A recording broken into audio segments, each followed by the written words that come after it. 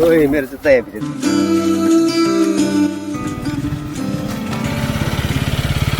गोराबादको त बिचको भएछ गाइजहरू अब फेरि पछि एउटा लगाइसके पछाडि जसोदा पनि पुरै हुन्छ नि त सेक्सी मोडमा टाटेर उसको टाटेर गाइजहरू क्या दामी छ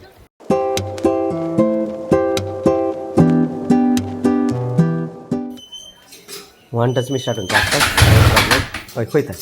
भन्ने बित्तिकै त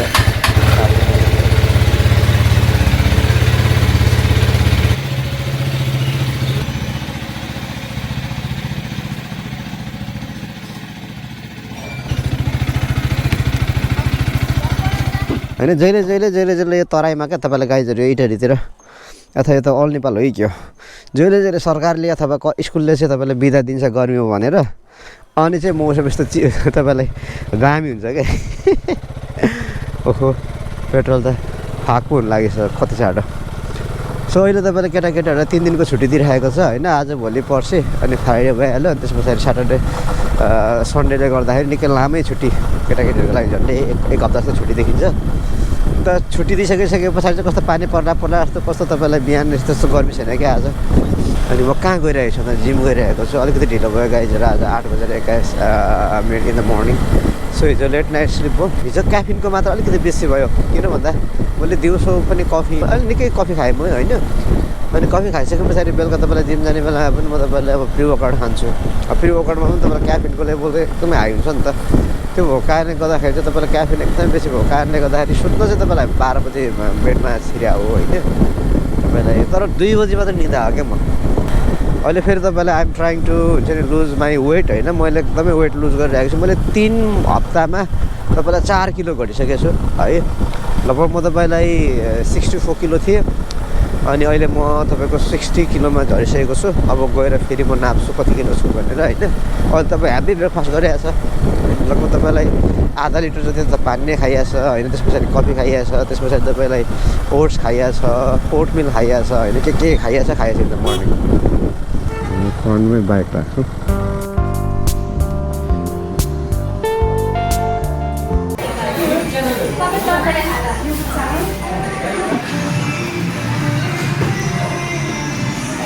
गाइज यहाँबाटको भ्यू चाहिँ यस्तो दामी देखिन्छ मजा आउँछ अब लेकको दिन होइन तपाईँलाई यो लाइटबाट चाहिँ तपाईँले वर्कआउट गर्नुभयो भने इट्स फ्यान्टास्टिक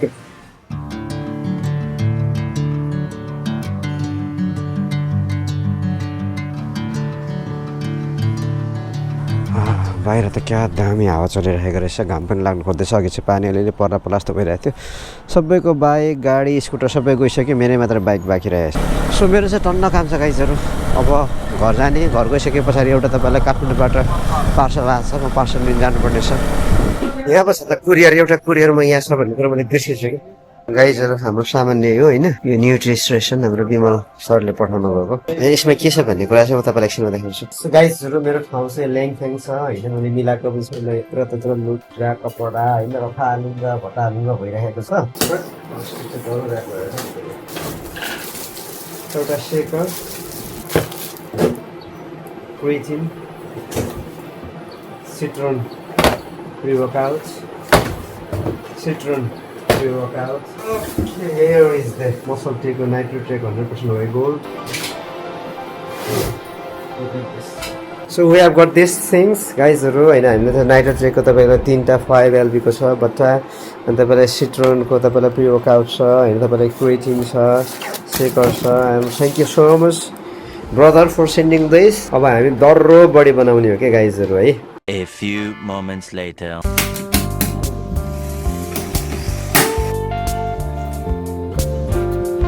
यो चाहिँ तरिका ठीक छ है गाइजहरु हैन. घाम एकदमै छ. अस्तामा सद्गाय धमसमा जतै गमे मृत मरुतम गमे प्रकाश भए नम रक्षा कर प्रभु धेरैले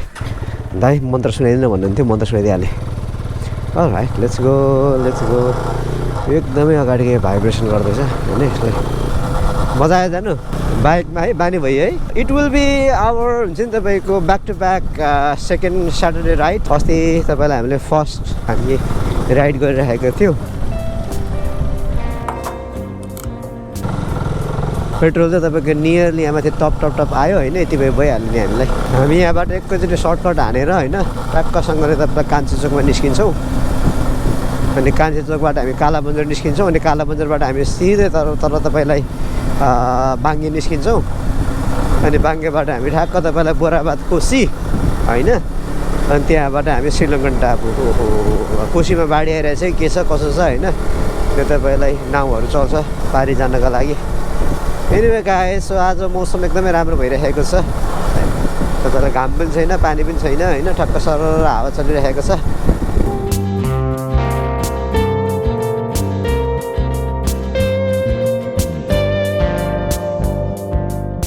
कस्तो दामी छ साथीहरू हाम्रो यो घर पछाडितिर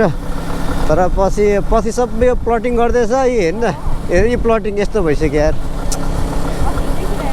कति जाडो यो प्लटिङ गरिसकेको है अब यही घर अरे त्यही घर बर्बाद पारिहाल्यो नि यार होइन त्यतिमा त के घर बनाउनु हिजो राति चाहिँ गाइजहरू साफै पानी परेछ क्या होइन अनि त्यो पानी परेको कारणले गर्दाखेरि चाहिँ बाटोहरू कस्तो क्लिन भइराखेको छ अनि छेउछेउको तपाईँलाई खोला खाल्छीहरूतिर पनि निकै ठुलो पानी पो तपाईँलाई बाढी जस्तो आइराखेको छ क्या धमिलो होइन कस्तो राम्रो सिरिज खुलेको हौ अहिले यो पछौ सिरिज रहेछ हौ अहिले भर्खर खुल्दैछ यार होइन त्यो त घर बाहिर रोप्नु पनि कस्तो मजा हुँदो रहेछ आहा यहाँ चाहिँ पुरा रातो खालको फुल्दो रहेछ क्या प्रायः के कलरको लोकेट्दैछ यतातिर नआएको त धेरै भयो है महिनौ भयो कस्तो हुँदैछ है गाइजहरू आज चैत वैशाख जेठ असार साउन साउन 4 मन्थ्स सो आफ्टर 4 मन्थ्स पछाडि चाहिँ हामी यो बाटोतिर आउँदैछौँ गाइजहरू अनि एकदमै खुल्ला छ शान्त छ हुन पनि अहिले मध्य दिउँसो छ तपाईँलाई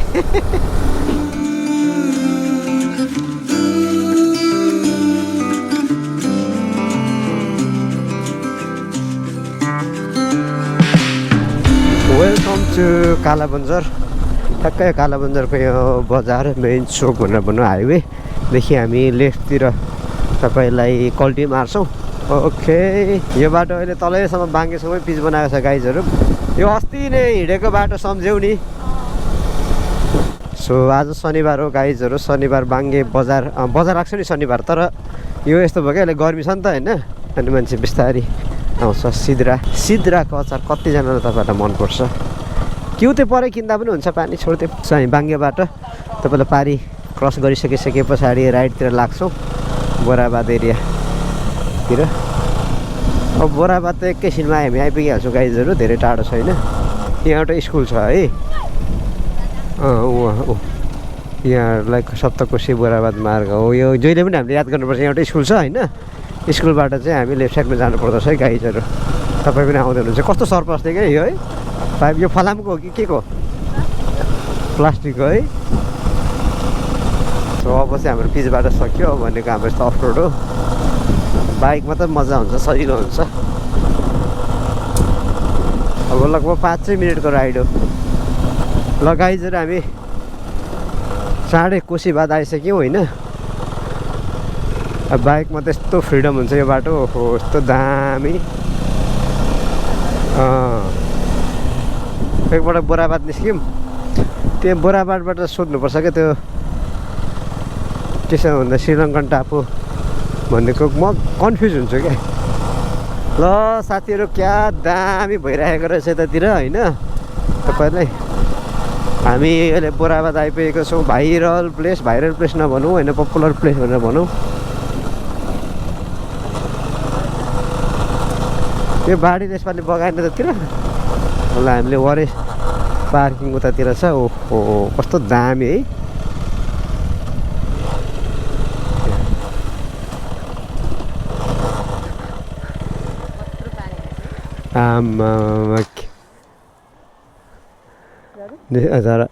त बोराबादको त लेखेकै उडाइदिएछ सबै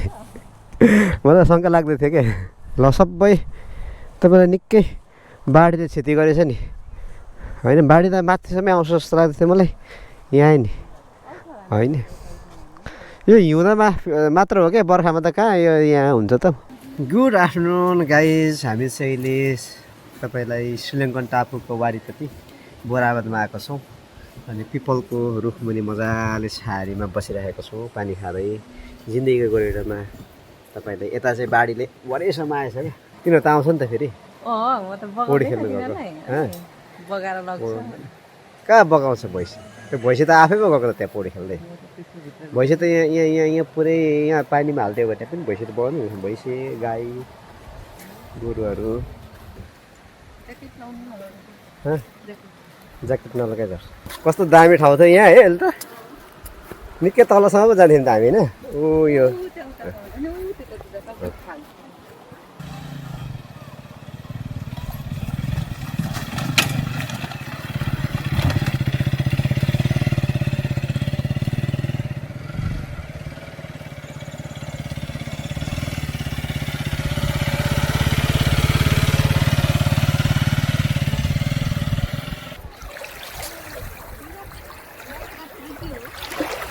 ओइ मेरो जुत्ता यहाँ भित्र दिनुहोस्